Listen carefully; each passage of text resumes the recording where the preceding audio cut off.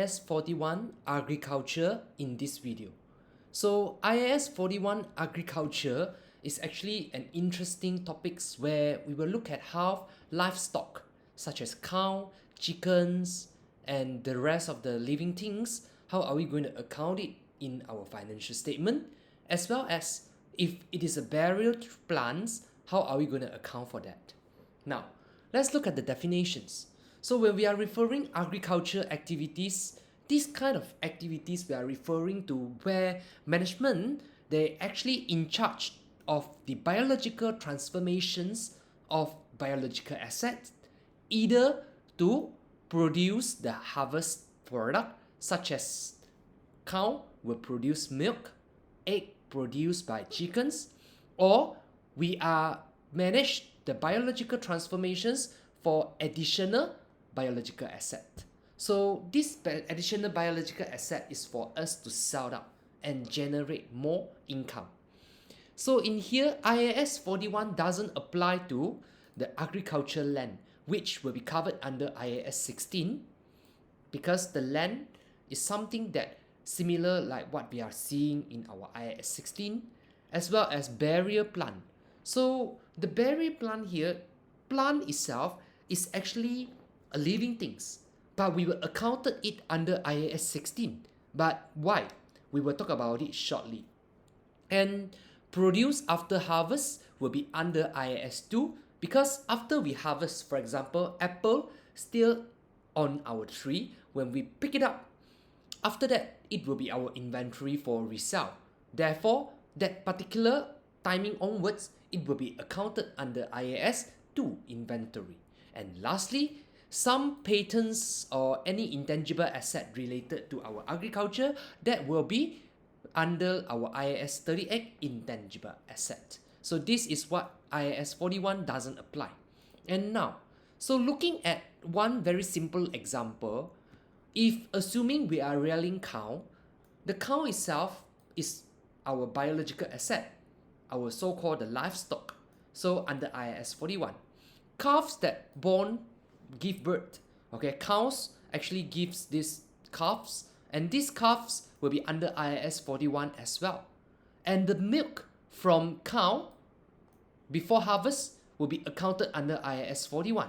And immediately at the point of harvest, after that, that particular value will be carried as our cost for IAS 2. And lastly, farmland will be under IAS 16. If it is a PPE, IAS 40, that will be a investment property. And this is what we can see from a farm that rearing cow. And they are under different accounting standard that you need to bear in mind. Particularly, student tends to confusing between two things. If it is a burial animal, purely the animals that give birth, okay, to another animals, additional biological asset, that animals will be accounted under IAS 41, like what we see here, cow. But it is a burial plant that will be under IAS 16, where it's outside of the scope of IAS 41. So this is very important things. So two types of living things. If it is an animals, burial animals, under IAS 41. If it is a plants, burial plant, that maybe the apple tree, that apple tree will be accounted under IAS 16 as PPE. And this is actually related to the characteristics. So the characteristic of that particular livestock, they are growing from small to big. So on and off, their value will be increasing. Like example, from egg to small little chicken, chicks, and after that become a roaster. So there is stages. So when we are trying to draw the stages, right, you will realize that if we were to draw a graph in here, so this graph, we can clearly see if it is a so-called the value of the chickens. So the value of the chickens will increase as the age increase. But if let's say we are looking at the tree, therefore at the initial few years maybe the value will be higher, but after that, as the tree getting older, their age will be reduced. So therefore, the characteristic is kind of similar like our normal PPE, the property, plants and equipment. And therefore, in here, the characteristics is quite similar with PPE. We accounted it under IAS 16. And you will realize that IAS 16 normally we focus on initially measure at cost. But in IAS 41, we will initially measure at fair value less cost to sell. This is because the value of the biological asset will be keep on increase in different stages. We will look about it in a short while. So barrier plant under IAS 16, the characteristic is that used to produce agricultural produce like this apple tree for apples, and is expected to bear produce for more than one period and not intended to sow except when there is an incidental scrap sales, meaning to say at the end of the useful life you don't want to use it already, you want to dispose as scrap. Therefore, this barrier plant will be accounted under IAS 16, the apple tree. But if you look at the produce like the apple will be under IAS 41. That is our harvested produce. Now, looking at the recognition criteria, in order to recognize your biological asset, an entity must have a control on it and must have a future economic benefit that is probable, and fair value. Can you see? We are focusing fair value, these keywords in here. Fair value, or sometimes fair value is not measured reliable. We use costs which are able to measure reliable, similar like other assets. So these are the recognition criteria where when we can recognize that biological asset in our books. And it is also very important for an entity to ascertain that whether this particular biological asset they actually involved in biological transformation or not.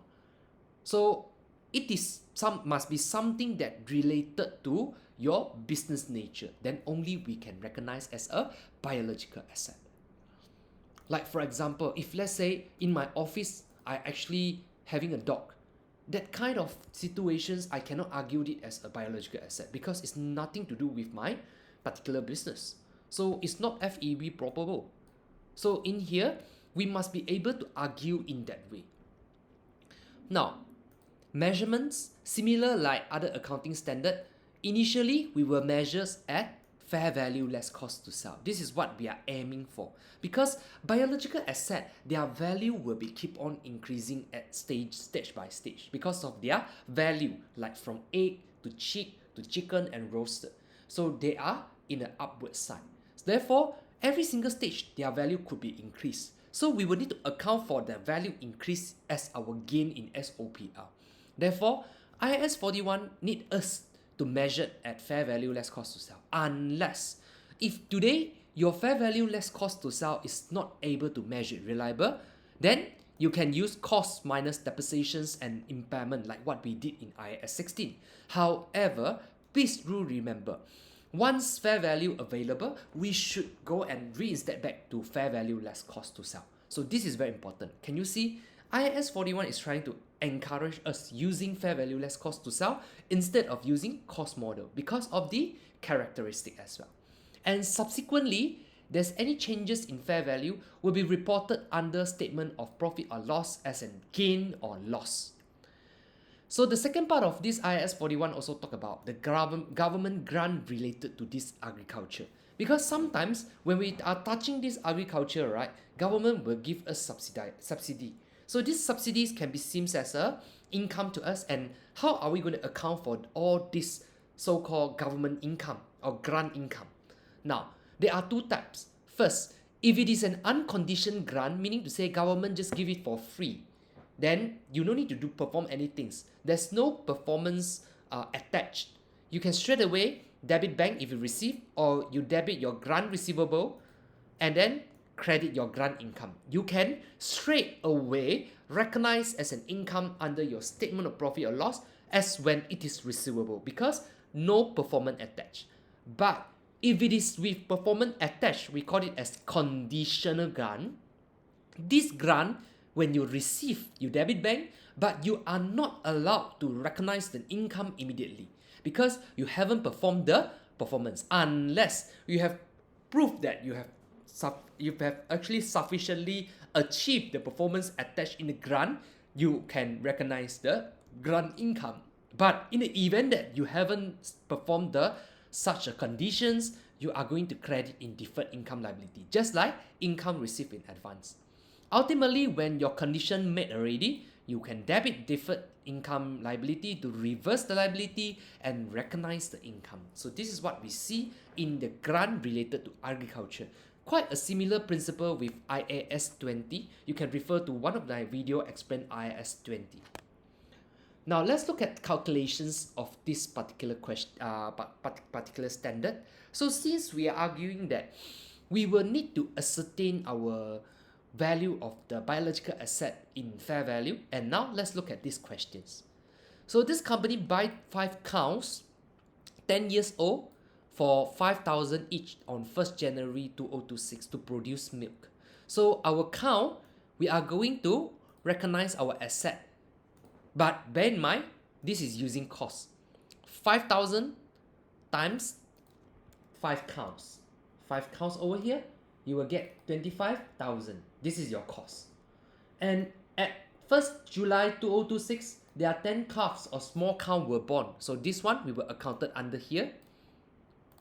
So 1st July, 10 calves were born.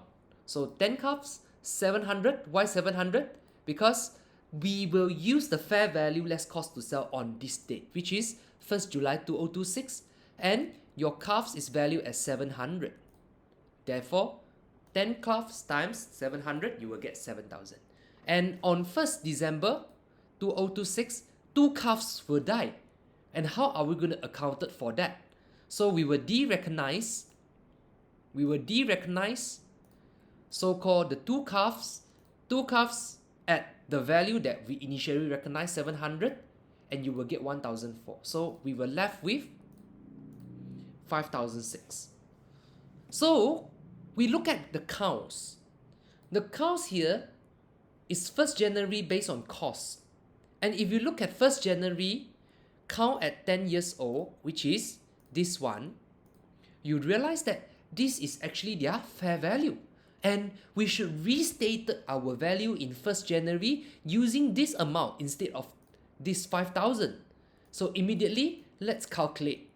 So our fair value less cost to sell on this date is 5,002, 5 cows, 26,000. So in here, we will reinstate our 25,000 to 26,000, and there will be a initial gain on recognition we can charge to our SOPL. So this is what we will did. So this is what IAS 41 trying to say. Please measure at fair value less cost to sell. Unless today the questions didn't give you this part, silent, then we can continue carry at 25,000. So this is something that you should take notes. And now, let's look at the count. So this is the end of the questions, and they give you 3 different period fair value. And they tell you on the last date, milk harvested was 5,500 liters. So now, let's look at our final date, which is 31st December 2026. After 1 year, we will need to report our SOPL and SOFP. So how much is our fair value less cost to sell for this cow? So you have to be careful. The cow, 10 years old in 1st of January, meaning to say after 1 year later, that will become 11 years old.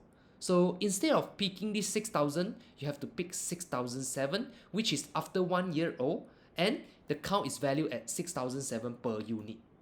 So that will be your fair value less cost to sell. And again, the difference that you observe in here, that will be your gain in increase in fair value less cost to sell. And this is where from 1 year to another year, the gain increase your SOPL. And therefore, 31st December 2026, you should report this number in your non-current asset as biological asset, SOFP. Whereas for our calves, so immediately after we de-recognize that 2 calves that have passed away, our value is 5,006. So these calves still less than 1 year old, in 31st December, the value will become 800. So let's calculate. We are still left with 10 cow, die 2 cow. We are still left with 8 cows. So the value will be 8 calves times 800 per unit. So 6,004. Again, we have a gain in increase in fair value less cost to sell happen in the final date we close account, and 31st December we have 6,400 value of our calves. So you should report this number in your SOPL, this and this in your SOPL. And your value under your biological asset will be this for cow and this for calves. Don't forget, question said milk harvested was 5,500 litre. So, if 100 litre is 7.1 ringgit example, let's calculate. So, we are going to use our 5,005 in total litres divided by 100 litre because the unit is in 100 and times with 7 ringgit 10 cents. And you are going to get the value of the milk is actually $390 on the date of harvested. And immediately you want to sell it already, this value you are going to treat it like the deemed cost for inventory. And we are going to debit our inventory, credit our so-called this produce, and this amount will be our cost of inventory on that day. So this is very important for our IAS 41 transitions to IAS 2 as our products cost, our inventory cost. That's it for IAS 41, simple explanations, and you should remember these recognitions and the measurements as well as the calculations. So please bear in mind, barrier plant will be under IAS 16. That's it. Thank you so much.